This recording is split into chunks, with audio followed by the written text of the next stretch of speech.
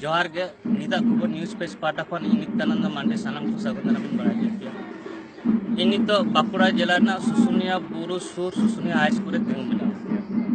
अब सानाम हर गेबन बड़ाया जे वेस्ट बेंगल रे चलावन 2008 साल खन सानताली मीडियम ते अलग पढ़ाव एहब कना आदो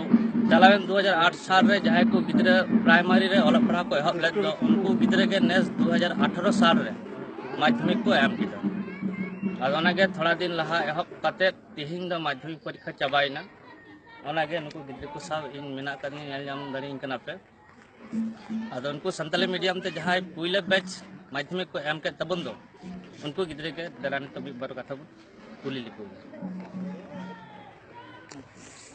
मैं अमा इदुम में चेक ये तो उर्मिला मुर्मू ओड़ा दफर ओड़ा तो विशाल हाँ जे संताली मीडियम ते हम 1 से 10 धबे हम पढ़ाव करते नित माध्यमिक एम दाड़ी दा एम किदम तो कल का आइकत करना इकम बुझ आडी नापाय गेना किदा से अब माने जाना मानते परीक्षा ले एम किदा तो जहाना बुझु तो कोनो असुविधा बांग होई करा ओना खातिर आडी नापाय ले बुझे किदा मैं अमा इतु चितम सुले मंडी ओड़ा दा करे उसे बोल अच्छा आज संताली मीडियम ते अलग पढ़ाव ना तो कल का मैं के संताली मीडियम ते पढ़ा आडी नापाय मुझे दा का इन्या नवा जाना मराते अबु नवा जाना मराते ono पढ़ा ना से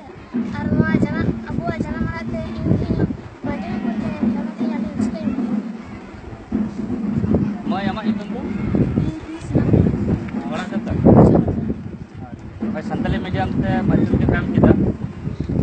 बांग्ला मीडियम ते उन दिन तो एम दाड़ी खाना नेपाली मीडियम तो एम दाड़ी खाना उर्दू मीडियम तो एम दाड़ी खाना संताली मीडियम तो बांग है खाना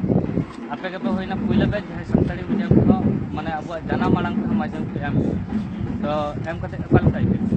आडी मजो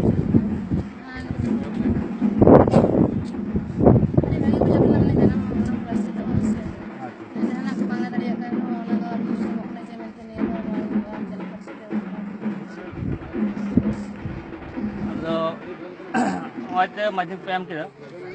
जथोड़ा के तो मोटा मोटी मिटन प्लान मेना तपे जे इन दो डाक्टर वा से इंजीनियर वा से इन दो ऑफिसर इन तो आमा दो ची टारगेट मेना तमा ची होयो ना target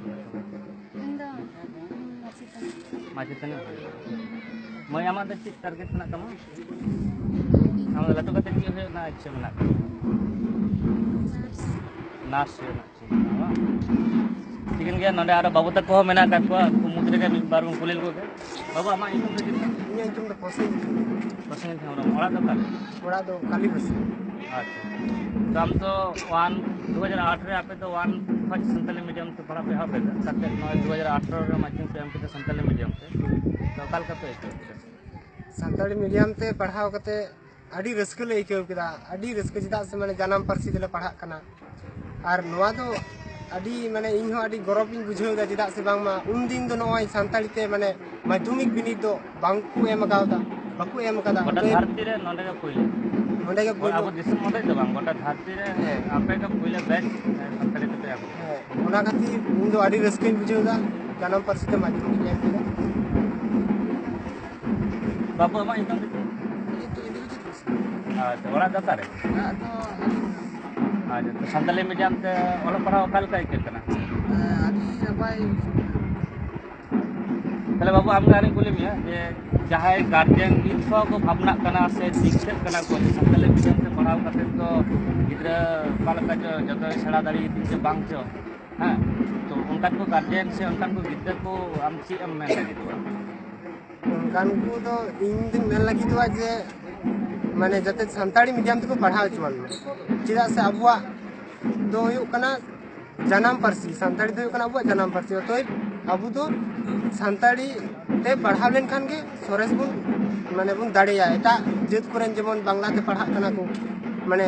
padhaw kate hol lekan hor ko binak kana abu ho noa abuwa santali te padhaw kate hol lekan hor bun benaw dadeya nongka mane मेरे बुझ दड़े कना जे जोतो किछु के बुझु कना ओनाते इने लई दो जे माने नवा सांताली मीडियम रे को माने सांताली मीडियम को पढ़ाव चुवाल मा माने बांग्ला हिंदी इंग्रेजी उर्दू नेपाली मीडियम से पढ़ाव करते मिटन गिद्रे जहां तने सेड़ा दड़िया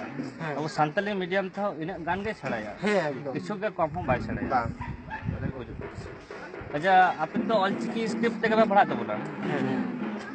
तो ऑलचिकी स्क्रिप्ट ते हुयो से बांग माने मिटन अभी orang टेंशन था कान तबना से दुश्चिंता था कान तबना तो जखन पे नाम के आदि रस्के कोई तो गिरवा का ᱦᱮᱸ ᱮᱠᱫᱚᱢ ᱟᱹᱰᱤ ᱨᱟᱹᱥᱠᱟᱹ ठीक है आपे सनाम को आदि पढ़ा तबन पे दमे मारंग मारंग हर बेना पे डॉक्टर इंजीनियर वकील ऑफिसर नर्स सनाम नौकाना लाडू बेना तबन पे नौकाना खूब सनाम हड़ी मापे कना और संताली मीडियम ते पढ़ा कान तबन पे संताली माध्यम ते एम ते आयमा आयमा सारा